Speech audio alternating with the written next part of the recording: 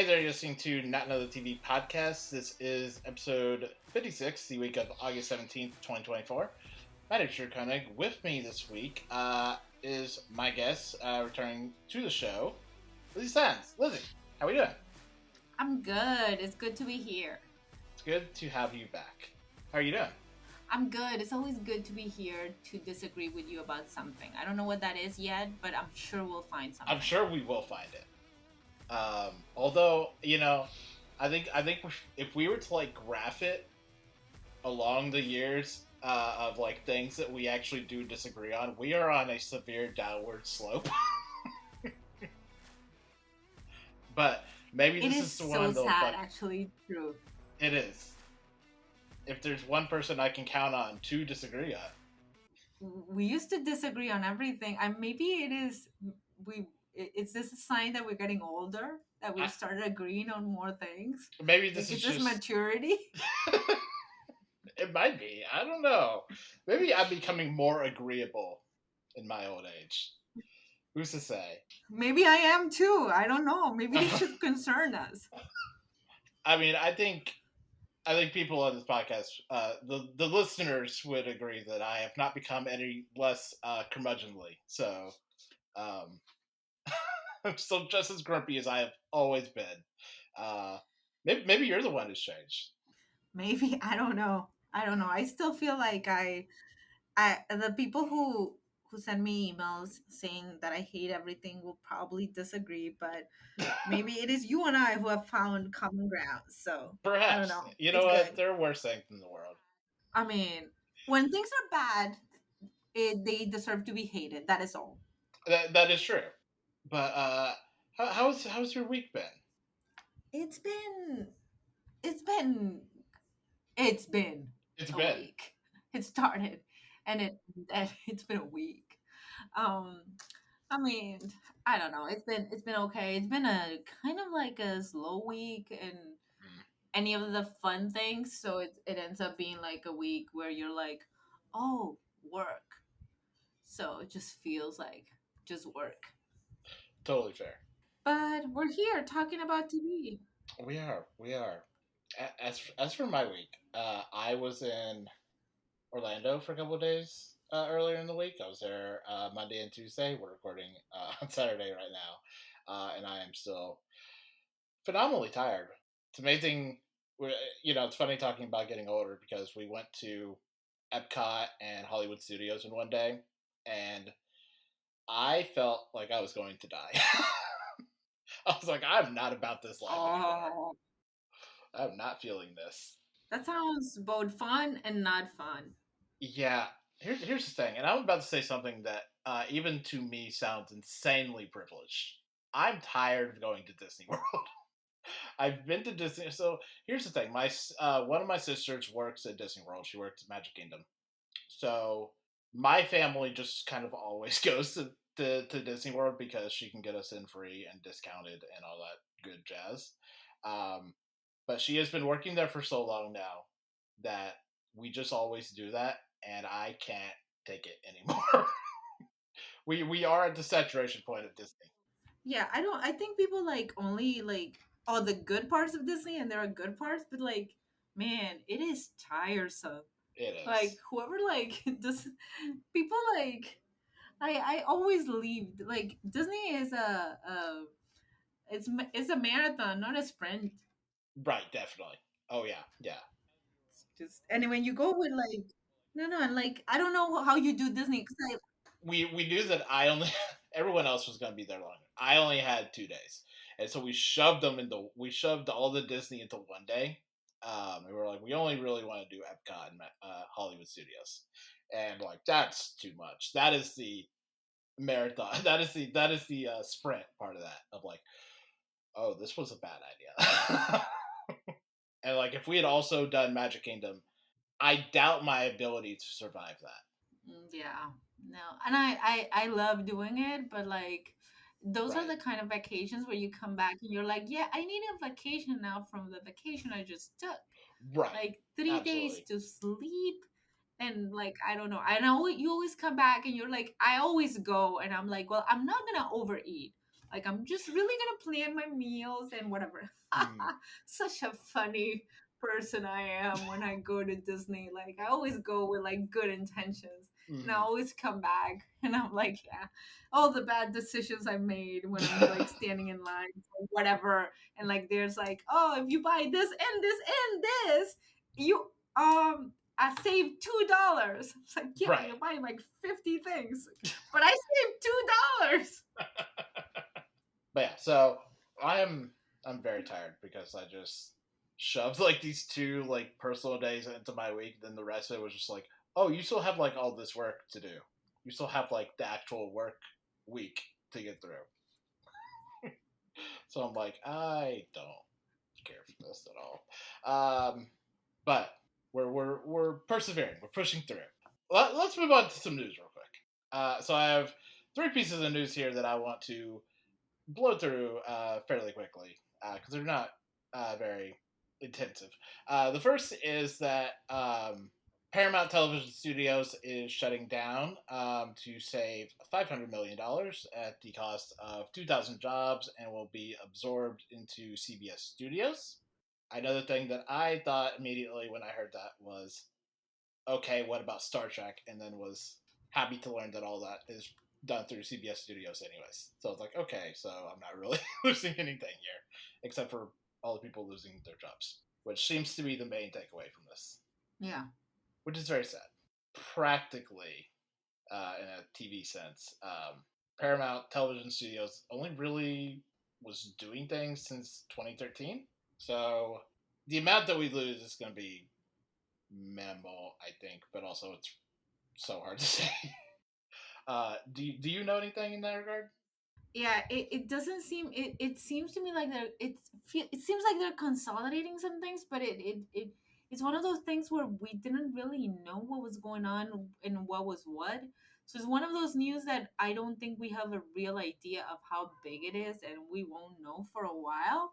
It's hard to like know the scope other than like, yeah, it is affecting X amount of jobs. It feels like one of those news that right now you're like, oh, this might not be big, and in 6 months you're like, oh, this was huge and we didn't know at the time.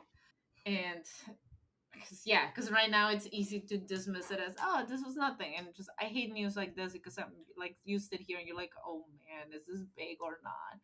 How do I know? Who can tell me? And whoever can tell you is probably not someone who wants to talk about it now. So Right. yeah, but I hate news like this because they scare me. Just because I don't know. I don't know if I should be scared or not. So like, yeah, Right. I don't really, yeah, I don't really have like a full scope. Yeah. Right. It seems the most likely outcome of this will be like a decreased output at like Paramount Plus, Yeah. which But might. Paramount Plus seemed to be sort of decreasing output anyway. Right. Right. Yeah, I mean Paramount Plus is pretty much just in the Star Trek game anyway, so as long as they just keep putting out Star Trek, I think they're fine.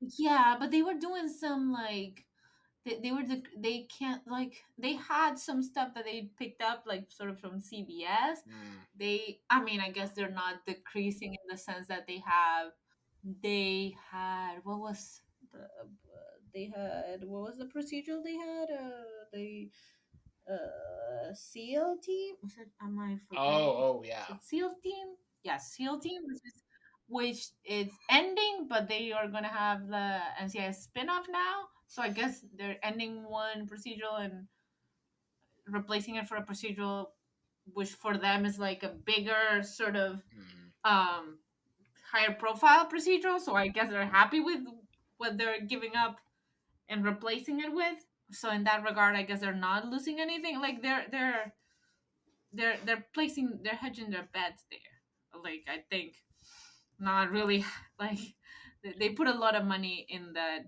Tony and Siva one, and like that's a lot of money on Michael Weatherly, Mm. which is giving that much money to a man you just had to settle a sexual harassment suit for, Yeah. what was it, 5 or 6 years ago, is a choice. Yeah, yeah. What was that back in 2017, 2018? Yeah, something like that. Yeah. Yeah. But I mean, but in general, it feels like Paramount Plus, yeah, isn't really doing that much. No, I mean at this point they're pretty much in the Star Trek and Taylor Sheridan game. Yeah, Taylor Sheridan. Yeah. Every time I turn around, there's a new one. We're never gonna be done with like you're like Yellowstone. It's ending.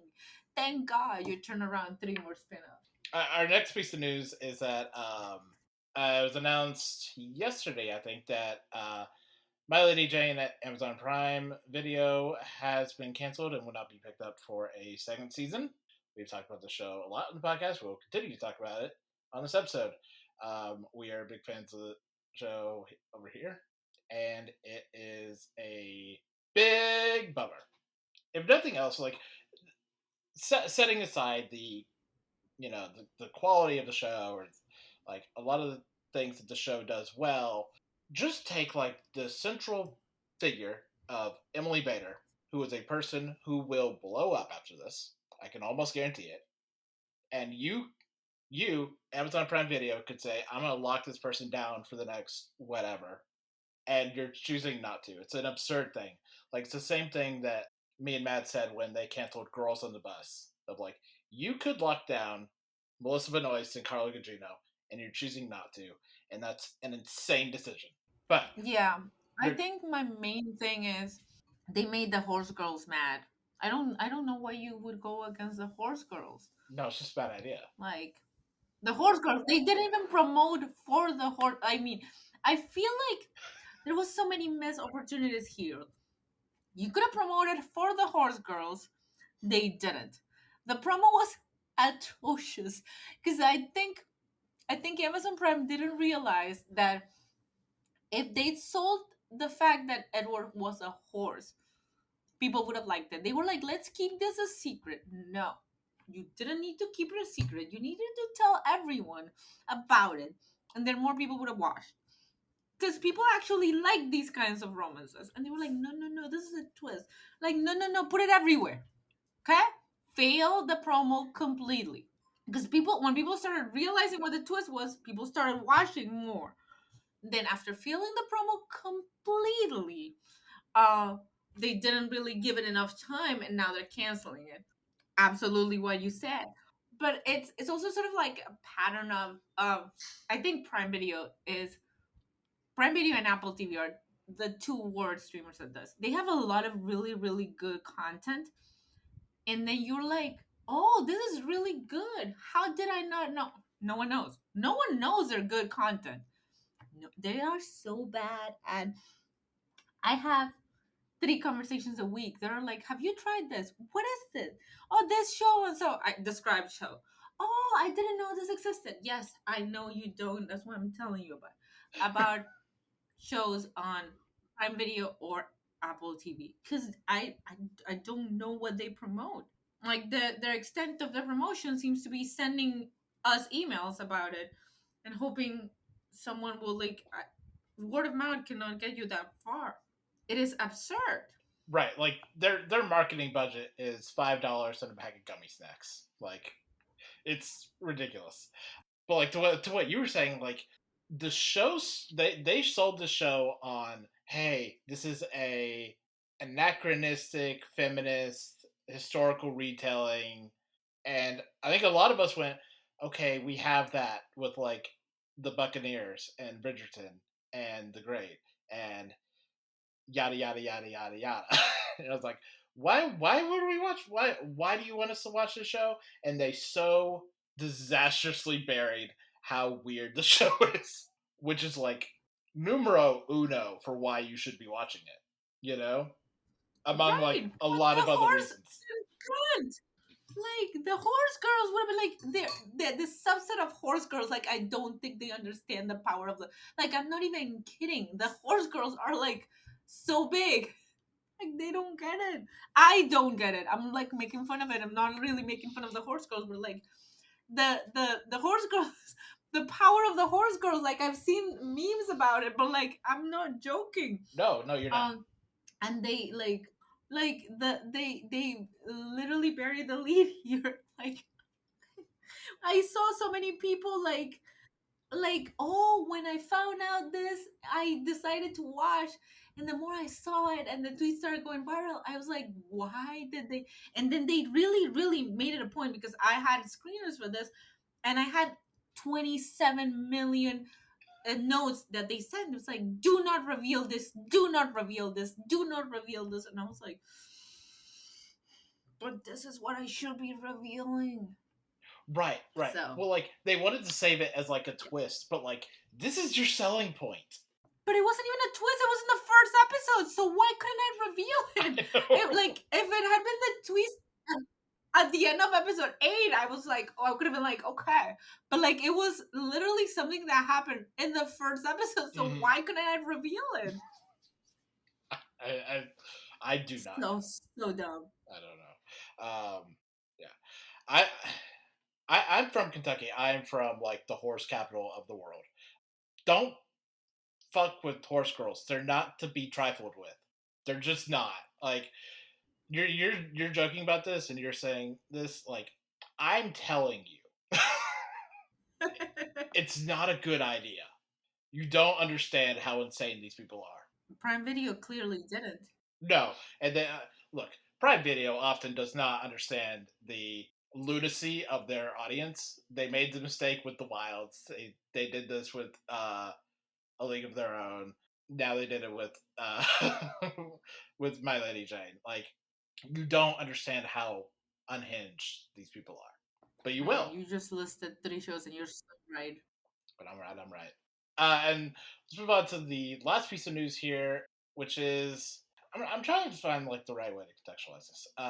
News. It's not even news, but a report came out listing why Beau DeMayo, who ran the first season of X-Men '97 and was subsequently fired or let go, whichever term you prefer here. And there was a lot of mystery and intrigue about that and why he was not involved with the project anymore. And it was reported this week that he's pretty much a creep, guys. He sexually harassed a bunch of his male staff, and, or I should say, allegedly, to save us from a potential heartache here. Allegedly sexually harassed his male staff, and a lot of the finer details of that, I think, are still waiting to come out. That seems to be like the broad strokes, whether that was just like on set or through texts and messages. But yeah, hey, just as a lesson to everyone, don't say you want someone to come back when you don't know why they're not involved with the thing anymore. We said that before. I mean, but it bears repeating. I think it's funny because, I mean, we don't know what happened, but I think it's funny to say, not funny, but like, what I find interesting is that there weren't that many people saying that they wanted him to come back. I think whatever happened, we don't have any details. Whatever happened must have been sort of like an open secret among many people, because I think it's very, very interesting how maybe there were fans that wanted him back, but when he was fired, there was no one from the show. There was absolutely dead silence, and I always said, "Who this doesn't smell well," because journalists, the ones who are well connected. Oh, my dog apparently there's something not. I think my dog agrees that there's something not good going on there. Because yeah, well, what I was gonna say is that just it always felt weird. Like no one was saying anything like even remotely positive or anything. And no one came to his defense. No one said anything. You know. And it always felt like, oh, there's something that's gonna come out here, and it took a while. And we don't even know if this is true or if this is the extent of what can come out. But like the silence from everyone who worked with him, I feel like feels a little telling, in the sense that there's absolutely no one defending him in any way, shape, or form. So I always feel like when, like, a lot of bad people have people defending them, you know? Right. Like a lot of bad people. So when there's no one on your side, you're like, ooh, that says a lot. Yeah. And kind of to your point, this story was broken by Jeff Snyder, who sucks. He's been in like the scoop business for a long time, and he's not a good person. So there is there is some sufficient cause to be suspicious of this to a certain extent, but it's probably credible overall. But there's enough there to be like, oh, let's put a little asterisk here for a minute. At least to pause and be like, let's wait to see what else comes out. Like, I generally don't believe anything he says, Jeff Snyder, but like, No. I also uh don't feel like there's enough for me to be like, yeah, this is totally wrong, you know? Yeah, yeah. I think there's enough smoke to reasonably conclude that there might be a fire here. I just don't want Jeff Snyder to be the one saying there's a fire. Yeah, that's the part where you're like, oh my god, I'm so angry that it was him to get the fire right. Right, absolutely. He yells wolf so many times that sometimes he's gonna be right. Absolutely. But he is also an enormous asshole from a time of scoopers who were enormous assholes. Yep. Definitely more on this as the story progresses. Without anything else, let's move on into the GOAT. So the GOAT is a weekly segment we do here on the podcast where myself and a guest, usually Mads, nominate a best TV character or episode of all time and pit them against each other in a poll on Twitter, Tumblr, and Instagram. Last few weeks we've been doing themes. We are kind of themeless here. Mads' absence this week. So we are throwing anything we want at the wall here and seeing what sticks. So, Lizzie, you have a pick, which I'm going to let you go first in presenting. Okay. My goat is Colin from Accounts. Colin from Accounts is the dog from the show called Colin from Accounts, and I will kindly give you an episode of the show, just to not say general. The first episode of season 1. So, because if you wanted to start anywhere with this show, you'd have to start there. It's called Flash. Um, this show, which I had not started watching because the show is called Colin from Accounts, and I thought it was obviously about a dude called Colin who was an accountant. Who wanted to watch that? It's a Paramount Plus show. It's actually an Australian show on Paramount Plus for us. Seemed very boring to me until I actually watched it and realized it was about this, not actually couple, this dude who runs over a dog, and the dog is severely injured. And he and this woman who's just casually on the street when the dog is run over end up taking the dog to the vet and feel like super bad because the dog, like, he almost killed the dog. Basically adopt the dog, and like it's the whole thing with the dog, and like obviously it's a romantic comedy kind of thing, and they fall in love, and like, but it's all about the dog. Okay, Colin, I wish I could show you a picture of Colin. Okay, because Colin is the bestest boy. Who cares about these two people? Actually, you should care about them. They are actually a real life couple and the writers for the show. They write the show, they act in the show. They're kind of adorable, but they are not anywhere near as adorable as the dog, Colin, from Accounts. I don't know why they give him this name. I don't know. Well, they actually explain it on the show, but I'm not going to ruin it for you. Because you should watch Colin from Accounts. Because it is actually the best show. I cannot tell you how much I enjoyed this silly little show about this silly little dog who gets run over by these people who are actually horrible people. This is the part I haven't said. They're not actually like nice people, like kind of horrible people. They just run over a dog. Consider leaving him there. And then they're like, okay, fine, we shouldn't leave the dog here and take him to a vet, and then complain about how expensive it is. I am done. Nothing you can say can be the dog, okay? And then the dog it's like in a little wheelchair kind of thing. It's so adorable. Just you can Google this, okay? So you can see the contraption the dog uses to like kind of walk. Like, you cannot beat this, okay? There's nothing that you say that can beat my dog. Disabled dog beats everything. I one. Well, okay. That is a great pick, I'm assuming. I'm gonna send you a picture. Okay. So my pick for this week, a little preamble, real quick. So I was coming home. I was coming back to the hotel from being at Epcot. I was dead tired.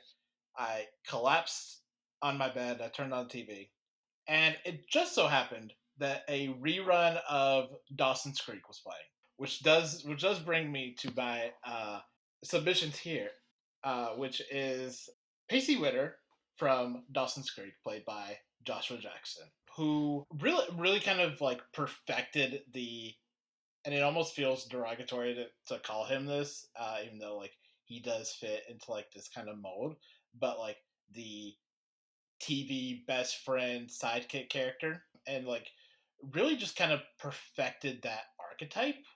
Pacy is the best boy. Okay, I do see the picture now. That is very adorable. Thank you.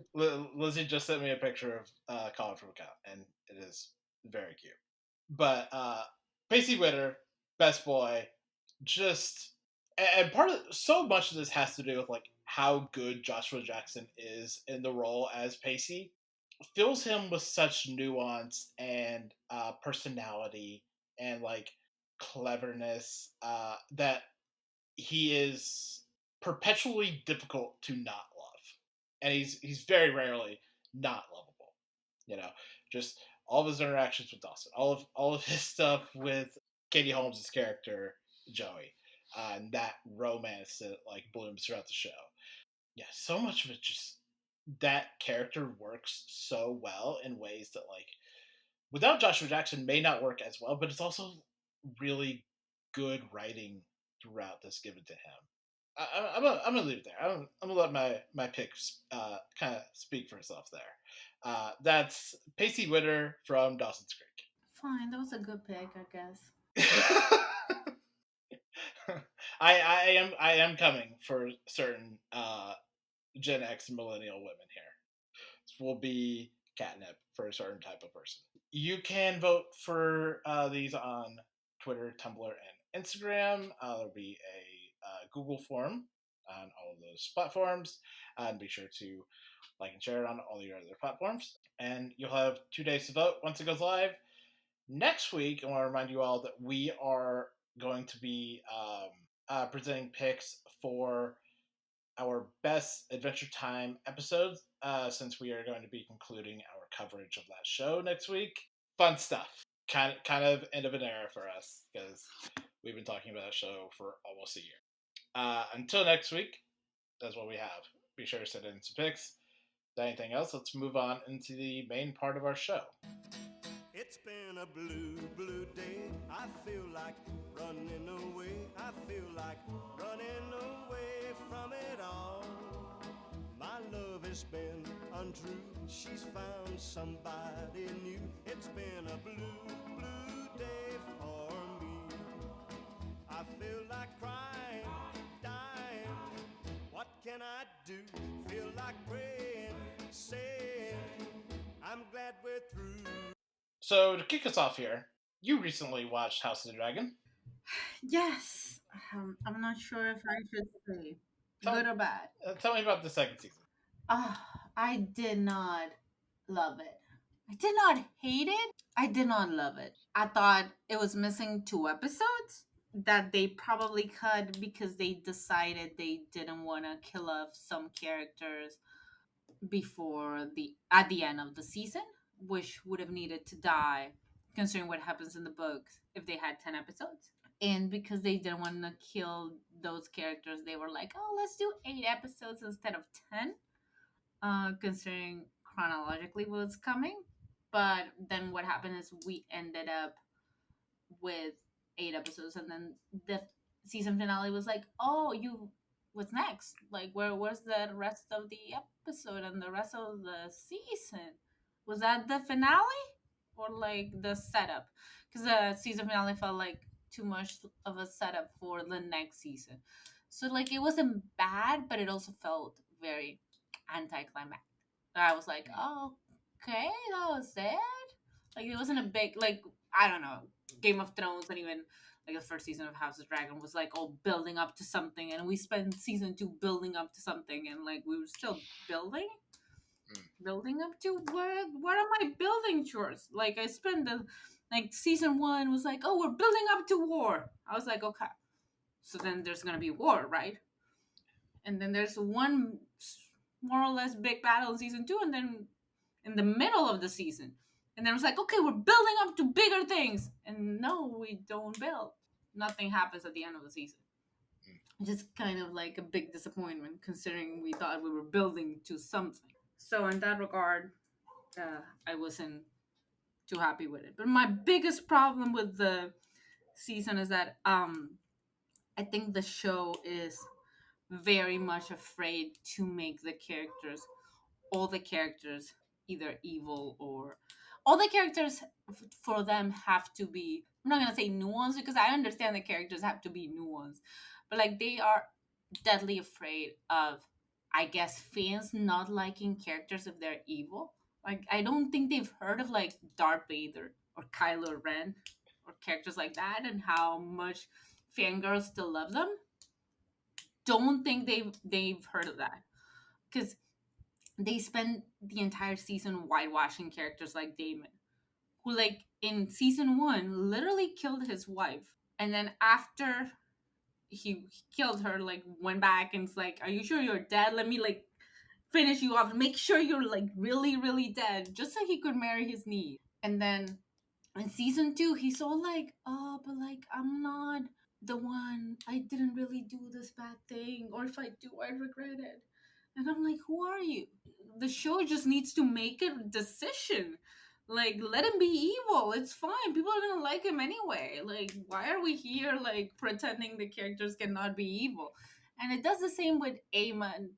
And then it switches, and it's like, oh no, Aemon is super evil. 2 episodes later, they're like, so I don't know. I think the show lost this way. Okay. I wanted to like it. I really did.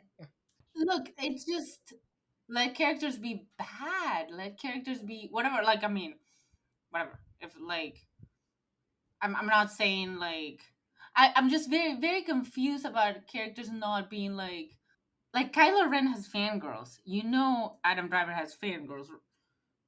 I'm not one of them, but like I know they exist because Raylo has fangirls. So for them to come and be like, "Oh, we're making a character like Damon nuance because like we want people to still like him," I'm like, "Wait, what?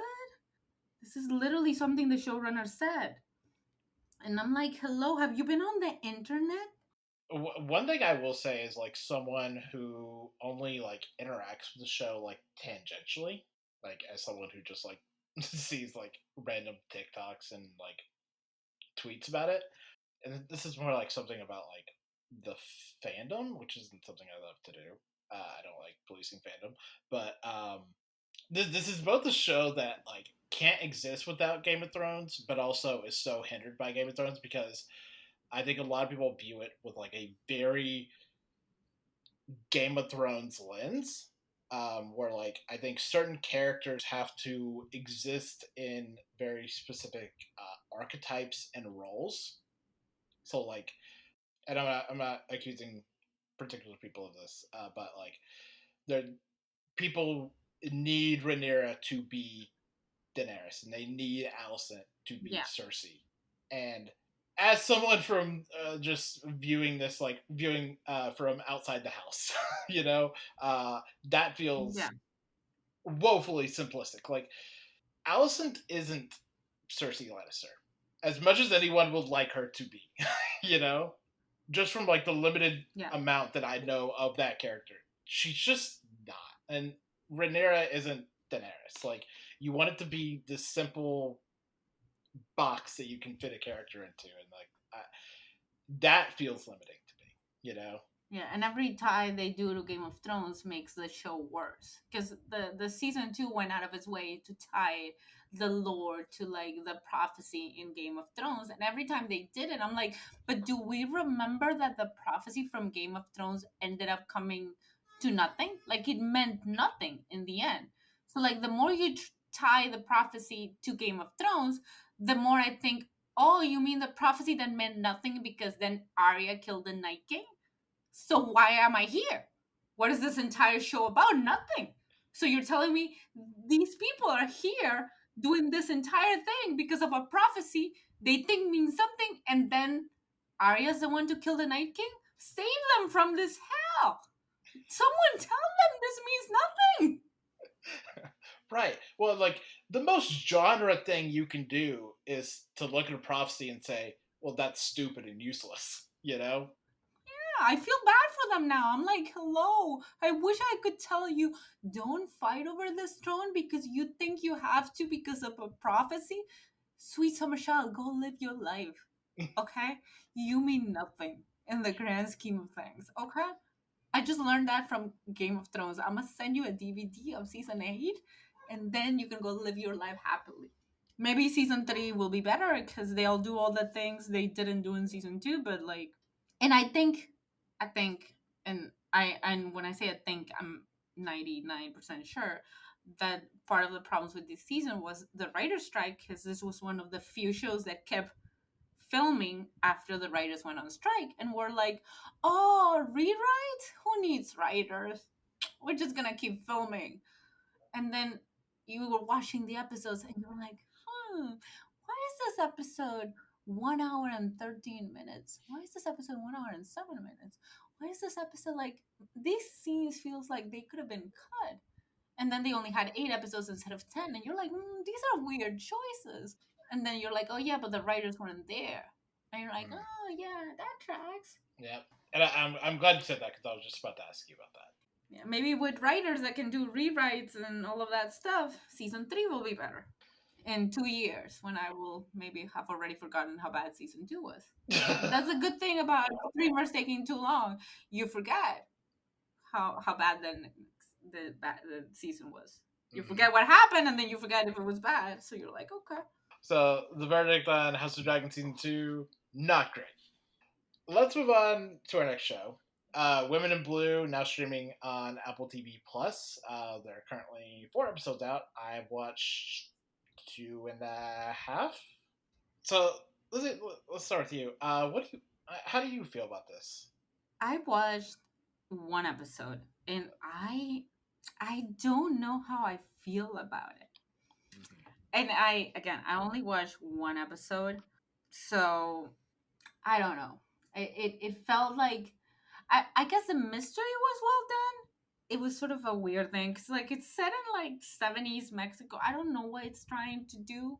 It was kind of a weird, felt like a good idea that I'm not sure they landed sort of well. Like I like the idea, and I know it's sort of, I think it's based on actual events. I looked it up, and I remember it's like, it felt like it was like giving a little bit of telenovela at one point, and I was like, what are you? That was my kind of thing with it. Like, are you a serious? Like, sometimes it feels like it wants to be a documentary. Sometimes it was like you're going into telenovela, and that's kind of like what didn't work with me. But I only watched 1 episode, and I was like, okay, maybe once the show kind of finds its footing, it'll be easier to sort of figure out what it actually is. You watched a little more, so maybe you have a better clue of what it actually is, or if they figure it out in the second episode. Yeah, no, I think it's funny that you say telenovela, because in a different regard, this feels very Cable Girls to me, just in like kind of a different font. Which Cable Girls, a show I also enjoyed on Netflix. Yeah, it feels like there's a lot of that same vibe and DNA here, and certainly not in a bad way. But it is also funny that like you're not sure how you feel about the show. I'm not sure this show knows how it feels about the police. Yeah. So how can it tell a story if it's not sure? Yeah, it has no idea. I mean, maybe the clearest through line is all cops are bastards, but also women get to be bastards. I don't know. It's a they're trying to draw a real fuzzy line here. How does the show feel about the police? No idea, honestly. After 2.5 episodes, police suck, but also we want to be the police. Like, I don't know. That kind of confusion is helped a little bit by like how difficult it is for the four main girls to continue to break into like the main police force over the course of these episodes. Where like, oh, they have to patrol a park with a whistle and no gun, and you're like, oh, okay, so we're still like doing an outsider plot, but and still like trying to break into a professional space that we're not, that like women weren't allowed to be in, similar to Cable Girls. There are bits of this that feel also like Glow, and I think part of this is because the police captain bears a not uncanny resemblance to Mark Maron. There's a lot of that of like, hey, we're gonna take women in a kind of cynical way and try to fit them into like this thing. I like a lot of the characters. I think they're all giving pretty good performances throughout.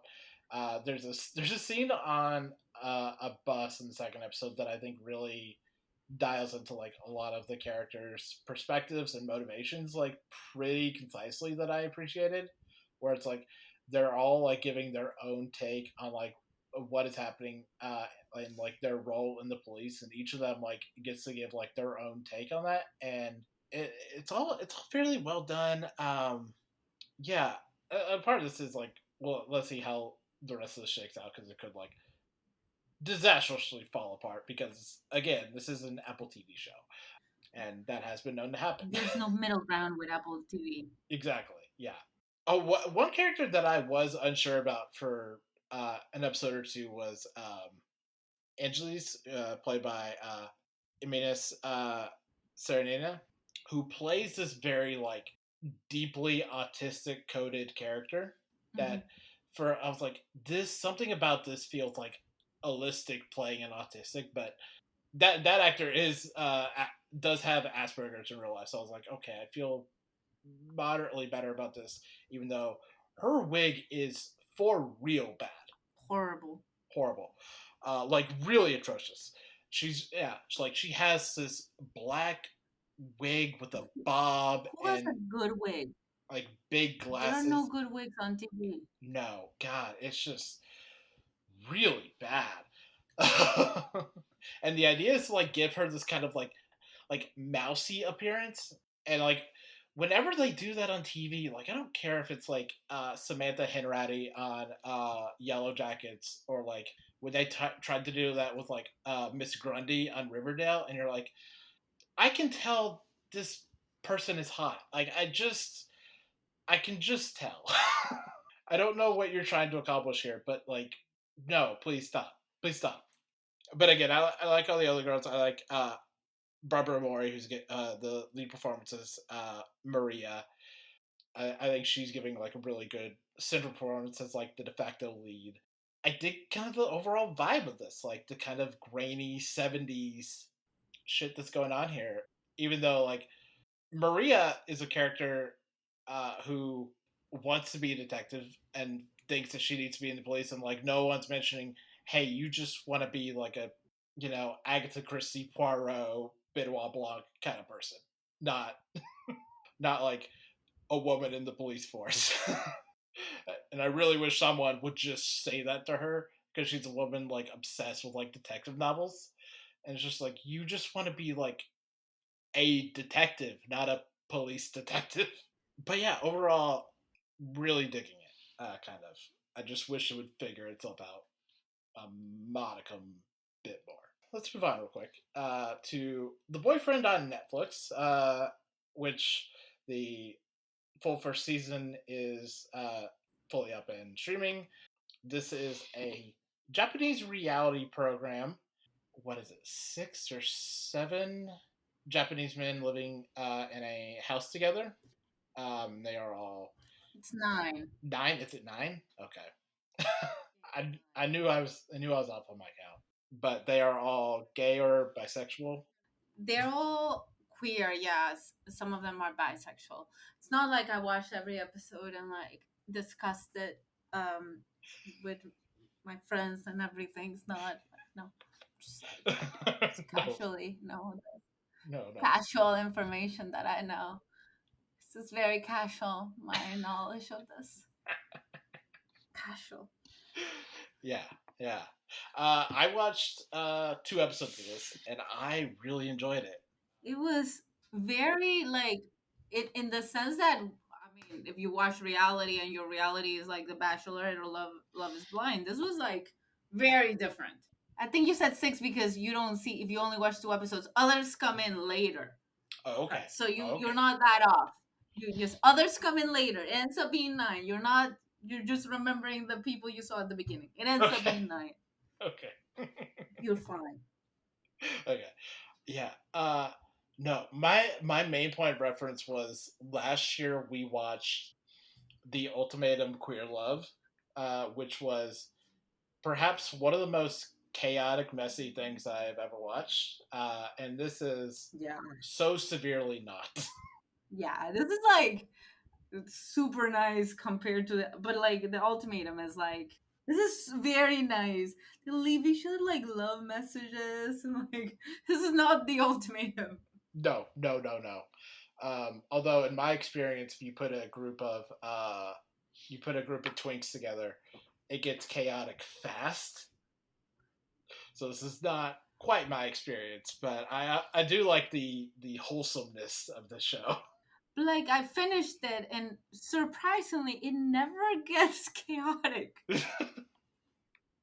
So like I was like I also thought like man, there's gonna be like big drama at some point. Never be like there was a little drama, but like just like indecision drama. Right. Well, like even not like oh my god, fighting. Right. Well, like even just in like the second episode, it's like, oh, we have a love triangle, sort of. Like even the chaotic, messy parts of this are like very low key, you know? Yeah. Or like oh, I forget his name, but the guy who eats like 3 chickens a day into a smoothie, which oh my god, yes, gross. The chickens. Oh my god, the biggest drama was the chickens. The chickens was the biggest drama in the entire show, actually. Biggest drama, actually. So much drama. Like there's that moment in the second episode where they go to the store and it's like, hey, can I get this? And they're like, we just talked about this, man. But it's like this thing over something that is so disgusting.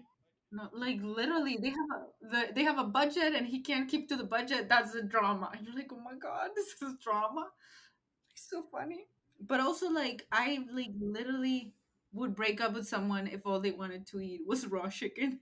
No, I think that's a deal breaker. Okay. I mean, don't get me wrong. He is extremely hot.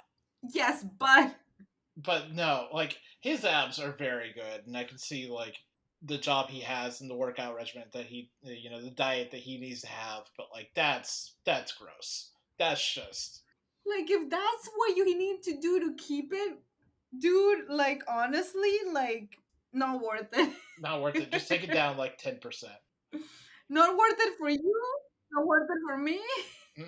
No, I appreciate a good aesthetic as much to the next gay person, but like no, but yeah, like all these boys are just so very wholesome and sweet, and I only sometimes got confused about who was who. And then even the part with the people, the ones that are like us, like the 4 people who are like commenting on them. Oh yeah. It's like because you would think they'd be mean because they have like 4 like celebrities, quote unquote, like commenting on them, and you think that would be the point where like they would be saying mean things about them, and they're not even being mean. They're like actually sometimes asking like actual questions that I am thinking of, and I'm like, this is so wholesome. Why? How? Yeah. And I there were times that I did really appreciate their color commentary. Yeah. Like I think they're really gay. Although I think the one note I would have about them is they needed more gay men, like Yeah. in that kind of ensemble. But otherwise, I think they're really great. I would start a war for that androgynous goth, you know, whoever that was. I would go to war for them. They're great. I get it. It did remind me of like the Ultimatum, uh, the Queer Love last year, where it was hosted by a straight woman, and it's like, how did you get here? And I don't have that same reaction with like these hosts of like, you all should not be doing this. So like, I appreciate what they're saying and that they're here. You know, they all have like really good rapport and like balance each other out really well. So I like that. Yeah. And like when it panned out to like went from like the house to those hosts, that did take me back. I was like, oh, because I don't think I've seen a reality show that's done that, or if I have, I haven't in like a long time. Yeah, I don't remember any, or like, yeah, or if there's any, it's been a while. Yeah, that are just like kind of casual observers. Like they're not even really hosts. You know, they're just like doing their own live watch of this.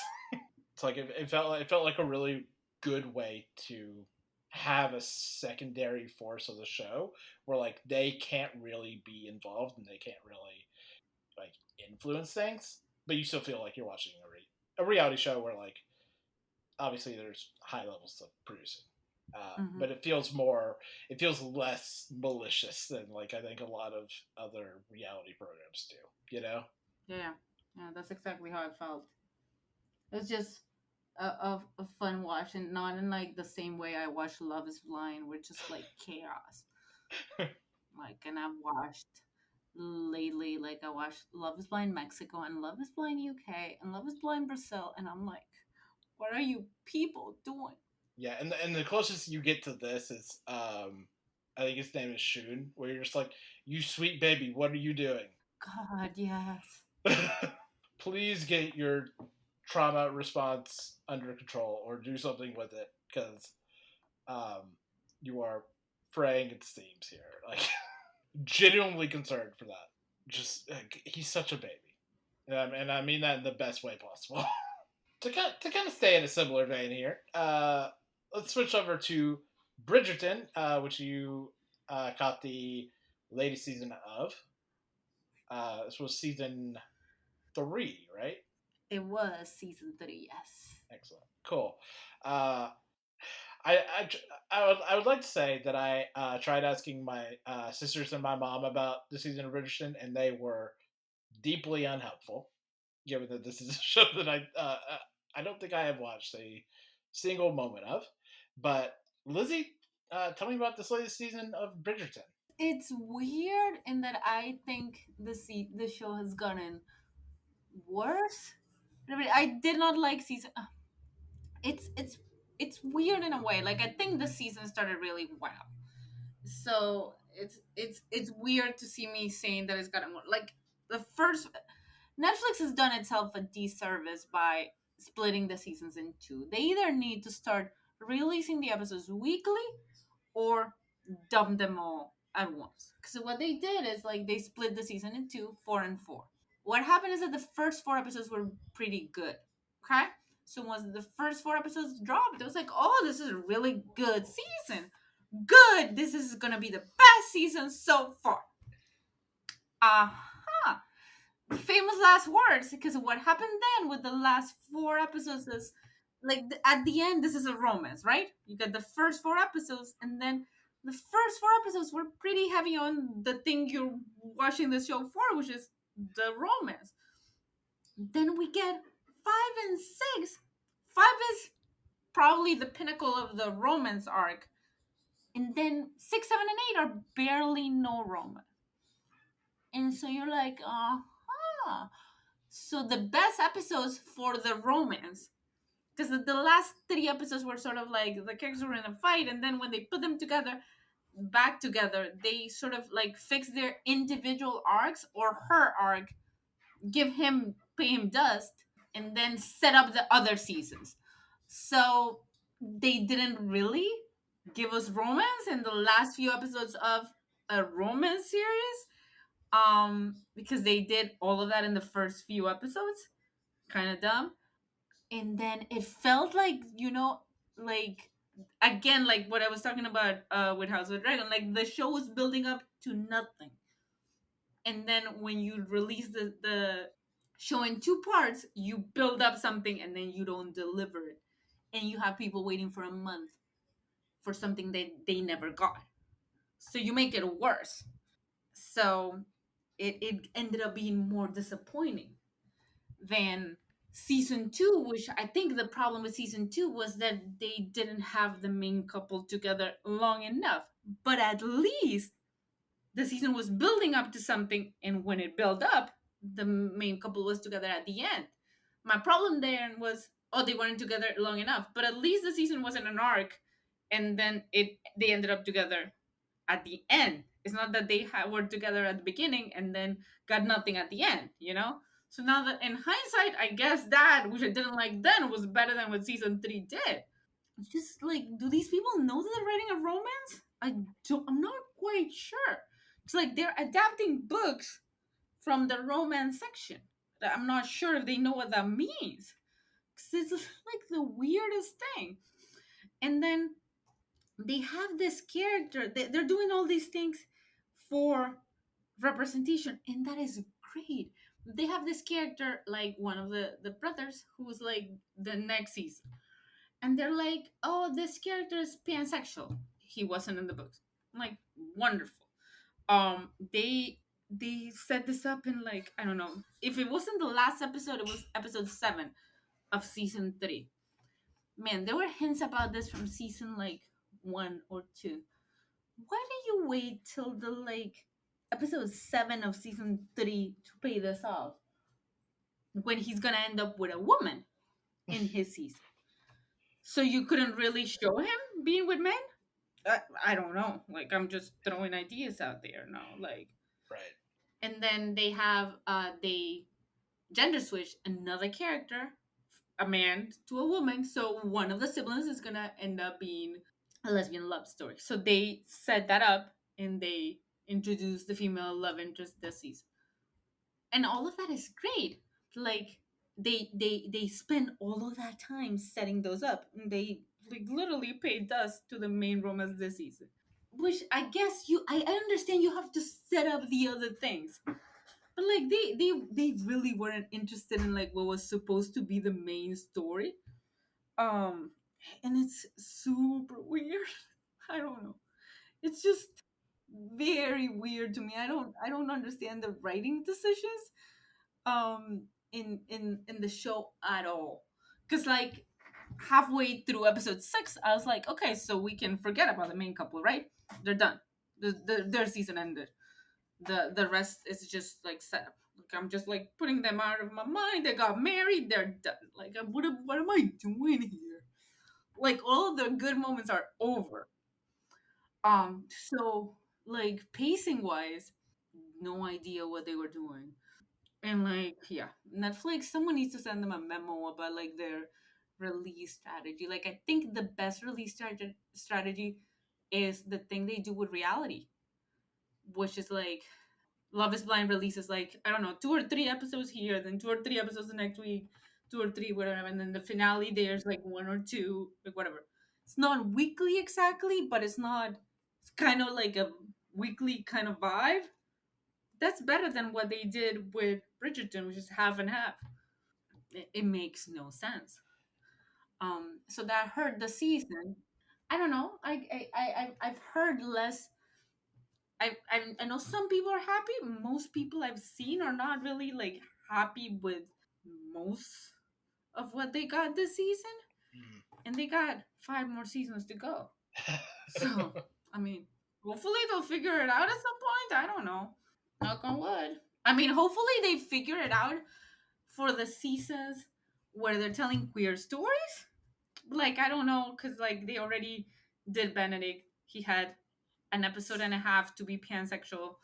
now he's gonna like, and they'd already said they were not gonna change his story, so he's gonna end up with a woman. And I'm not saying he cannot be pansexual and end up with a woman, but I'm like concerned about how much they are gonna like be able to explore that side of him if he's gonna end up with a woman, and they didn't take advantage of the 3 seasons they had before to explore that, you know?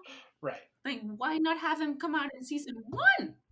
If you knew that about him, why like have him come out like an episode and a half before his season when he's gonna end up with a woman?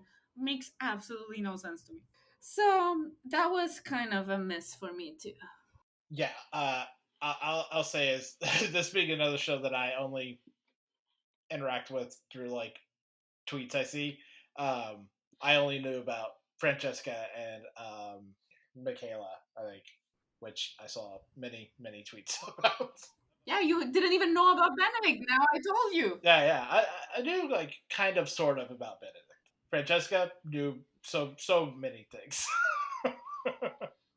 It heard so many positive things. That's the only thing people were talking about, because people were like the Benedict thing. People like, because Francesca had the thing like people were also being racist. People were not only being homophobic, they were also being racist, so they were louder. Mm-hmm. So yeah. Benedict has the benefit of being a white man, so people were just being the homophobic. People are always like not as loud when there's also the possibility of being racist. They'll go there first. Mm-hmm.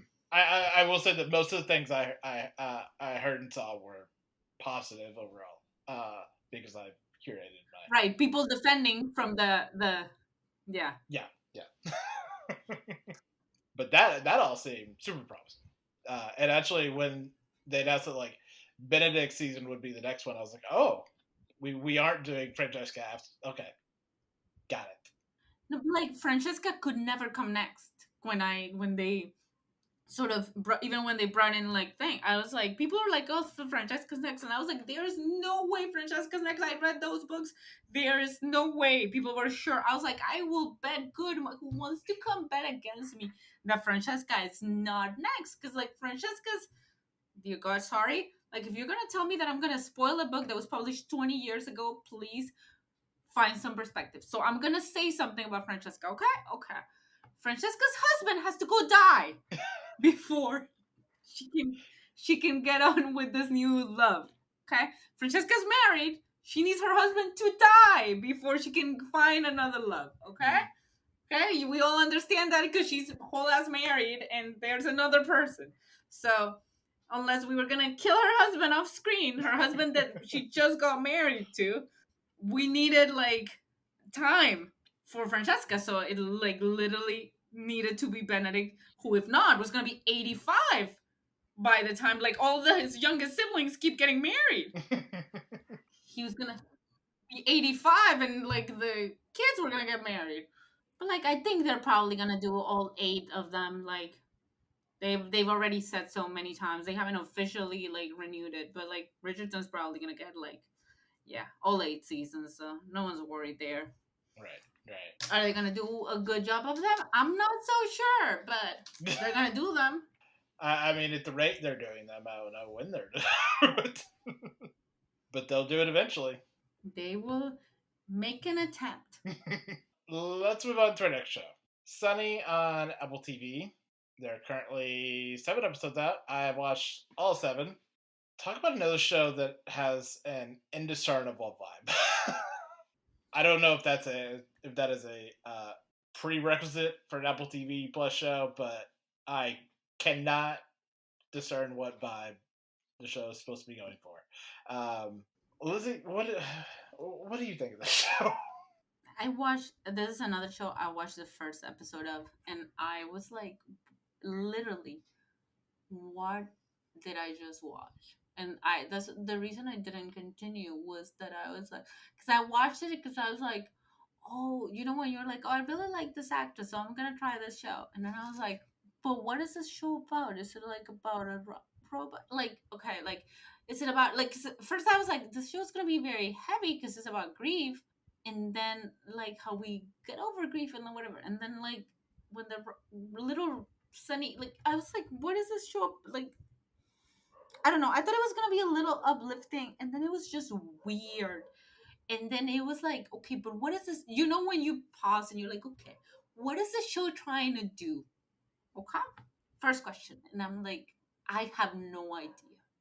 And usually the first episode kind of sets the tone, and you at least, like, you might not know like where it's going, but you at least have like an idea of what the show is trying to do. And I had no idea. I was like, I have no idea what the show is trying to do.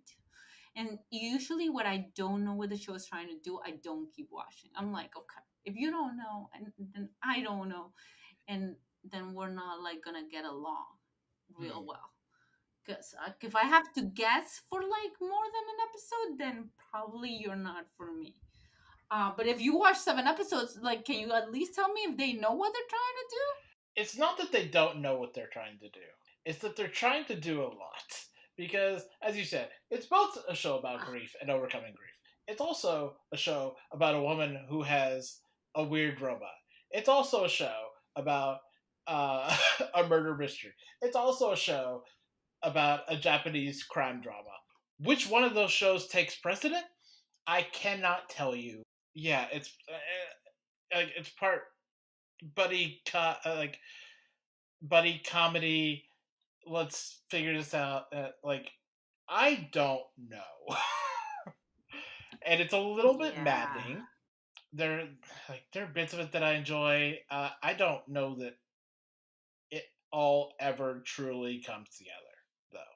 Like, I don't know that it ever like really is a cohesive piece, because it is trying to like marry so many things together, and it's also like this weird sci-fi show, and it like exists almost in a like like those certain shows where it's like, oh, this is like anachronistic kind of, or like it feels timeless, like, oh, one comparison I heard made was like, if you've ever watched the horror movie It Follows, where, oh, this is just a normal world, but also this girl has a phone clam Kindle reader thing from nowhere, and it's like that kind of feels like what this whole show is, and it's like, oh, it's the world, but also there's weird robotics mixed in, and like weird technology that doesn't feel of this time, but is also kind of this time, and really does like not benefits, but it does like kind of add to the whole feeling of like, what am I watching? What's happening here? Yeah. And then it's just like, oh, here's little bits of mystery, and then I'm like in the 7th episode, and I'm going, no, really, what's going on? And I've watched too many mystery box shows to be like, yes, show, please tell me your mystery. I do like Rashida Jones as the lead of this. She has a certain level of madness and erraticness that I think propels it just like that little bit, but I don't think she is near enough to save this, even though like save feels like the wrong word, because it's not bad. It's just, what the fuck are we doing here, guys?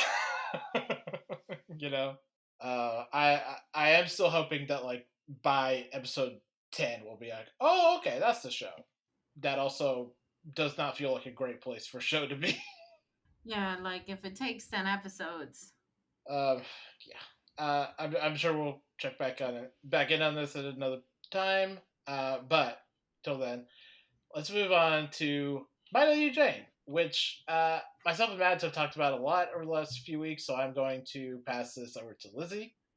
Tell me, what do you think of My Lady Jane? Yeah, I think we talked a little bit about it when we were talking about the news. I think it's a delightful show that probably shouldn't have been canceled. Well, I mean, I just talked about Horse Girls earlier, but like I think it was I'm gonna cry. It was a really delightful, as I said, show, but like not because it tried to like tell us, like, it wasn't about it being a satire and like retelling history, because there's been shows like that. It was how it was a very good blend of fantasy and that, and it was just a very insane show in how hard it went with all of those things, and how well it mixed those things. It had a lot of representation. It had really really good actors. Like sometimes it's hard to do that level of satire and sell it well. um this show was really really well acted.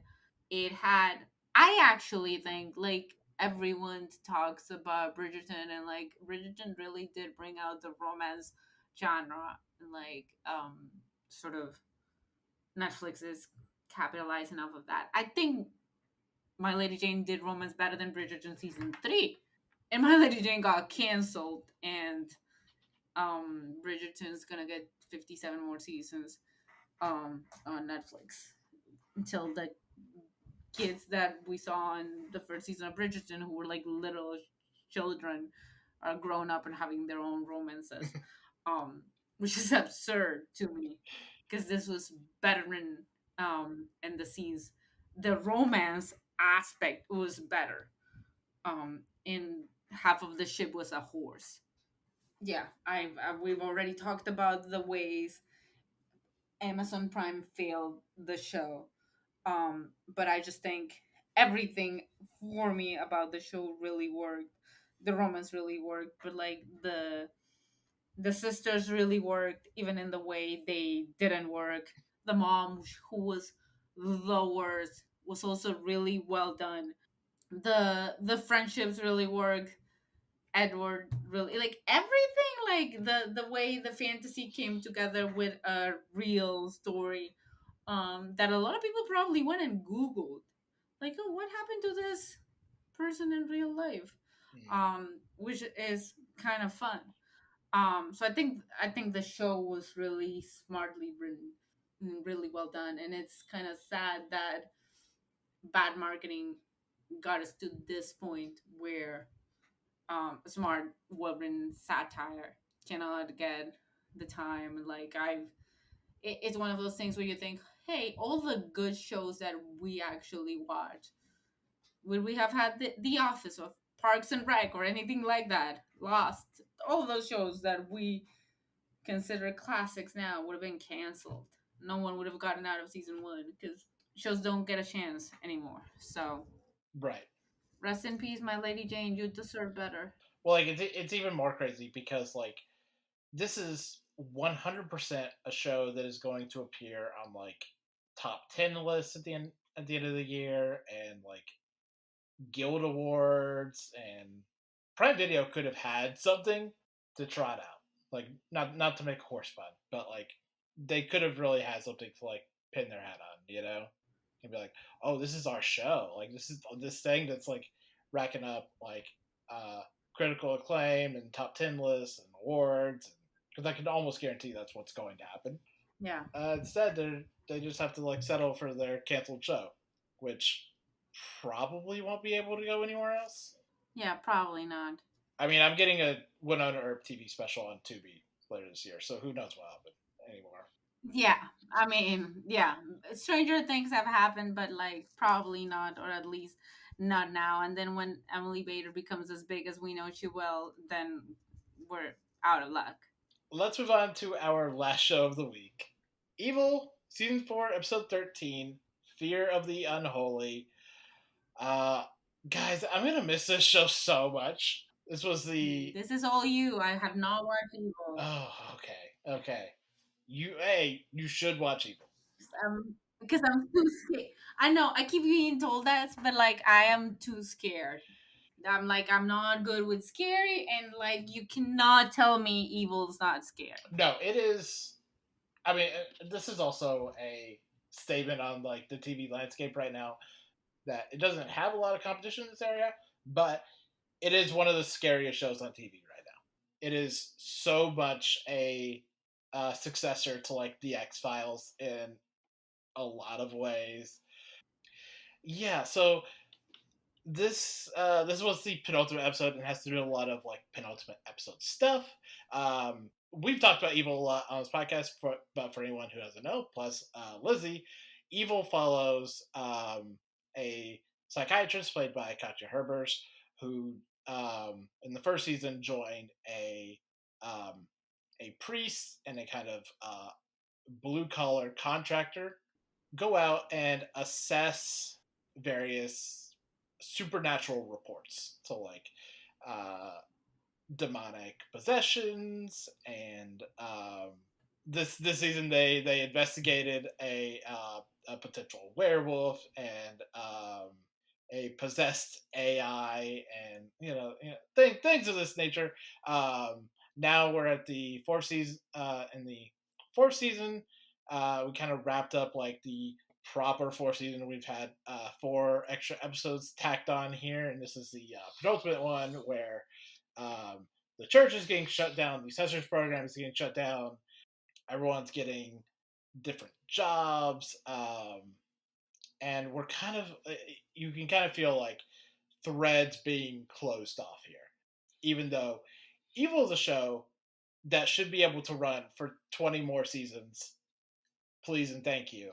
There's a lot of fun stuff, even though like a lot of this is like, oh, we gotta do necessary plot wrap up stuff for like the series finale. So like, you get a lot of like really good performances from Mike Coulter confronting Michael Emerson's character and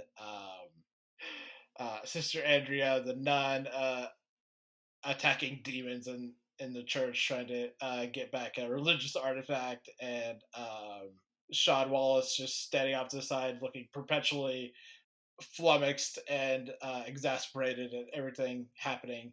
And it's really good. I love the show so much. I want it to continue so deeply badly.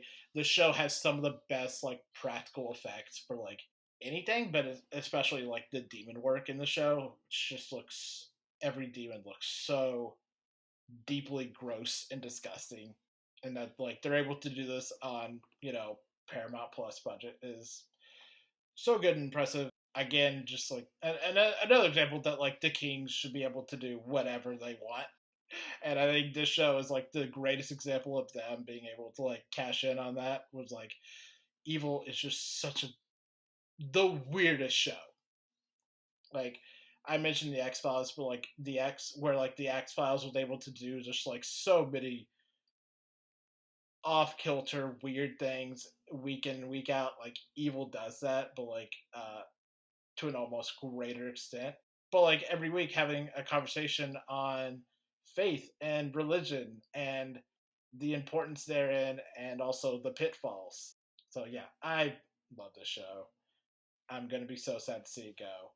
Talk about the series finale next week. Lizzie, you should absolutely watch this with the lights on during the day, but you should definitely watch it. Well, now that it's over, I might consider it during the day with the lights on. Yes, yeah. I believe the first 2 episodes the first 2 seasons are on Netflix right now. It has never been easier to watch. Okay, that's good to know. I can try the first episode. I can try the first one and see how scary it is. Because I did watch the X Files. I just got in like become like I don't know, like so maybe like I don't know. I might try it. Yeah, especially the first season, because the first season was on CBS proper, and then seasons 2, 3, and 4 switched to Paramount Plus. Season 1 is probably if it was on CBS, probably less intense than a lot of what will follow. That'll be it for this week. Lizzie, thank you for joining us on the podcast this week. It has been great having you. Happy to be here. I was actually looking back on it. It has been quite a while since we last had you on. Hopefully it won't be quite so long. That long. Yeah. It is great to talk to you. I still frequently remember our conversation of the Wilds on my previous podcast. That was a good one. That was the first time we didn't disagree. That's true. You know what? And then we were so surprised. I know. You know, sometimes I do see tweets about Fatten and Leah from The Wilds on my For You page on Twitter, and I'm like, I miss those two. So much. Love those guys.